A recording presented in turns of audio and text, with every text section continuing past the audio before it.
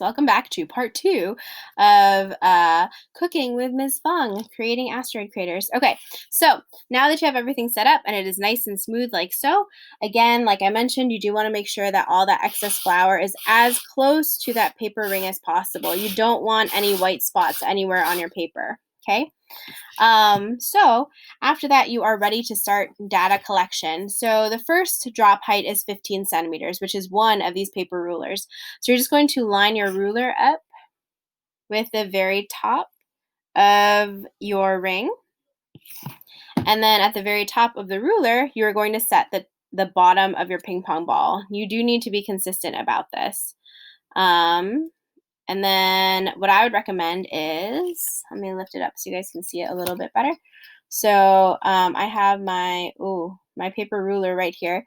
And then you're going to put the ping pong ball, take away the ruler, and then drop. Okay. So if you can see this, let's try. Okay. So as you guys can see, there are tiny little white marks over here. This is what we call ejecta, and these are tiny pieces of lunar surface that flew far away due to the kinetic energy of the impact. So what you want to do is find the farthest ejecta. So I believe mine is right here. You probably can't even see it on the camera, but it's there. So what you're going to do is line up your paper ruler, and you're going to go from the edge of the ping pong ball all the way to that ejecta, and you're going to measure how far away it is. Ooh, it's hard to see it because it's so tiny. Okay, so something like this. Mine is approximately at 9.3 centimeters. So that's what I would write down for my data for ejecta. After that, you're going to remove the ping pong ball, put it in a safe location so that your cat doesn't get to it and your dog doesn't get to it. Now you're going to measure the crater width. It is a beautiful circle. So you're going to use your paper ruler, lay it flat across the widest part of the crater. And then you're going to measure. So for me, I can see that it's approximately 3.7. Oh, JK, 3.2. So here's the 3 centimeters, and then each of these little lines is 0.1 centimeters, so 3.2. Let me turn it around this way so you guys can see it a little better. Okay, so 1 centimeter, 2 centimeters, 3 centimeters, and then one little line, 2 little lines brings me to 3.2 centimeters. Okay? So the next thing you're going to do is measure the diameter. These are the 3 data points that you need for every single trial that you do.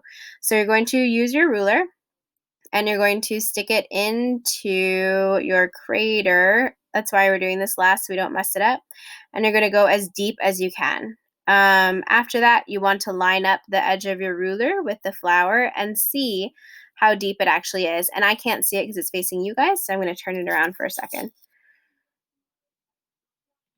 Okay, and then for me, I'm actually going to shift my ruler over to the side so that I can read it better. And it's about 0.8 centimeters. So again, every single one of these tiny lines is 0.1 centimeters. So you want to stick it down all the way to the deepest point and then measure it from there.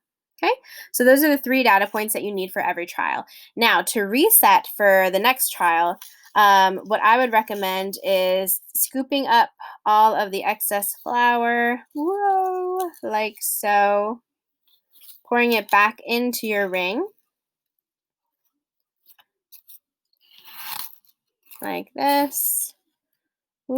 And then you're going to do the whole process over again and flatten everything out. Okay, so same thing. You're going to take your paper ruler or your planner ruler, because that's actually probably better. You're just going to smooth out the surface so that your entire ring is full of flour and it's a really nice, flat, even surface.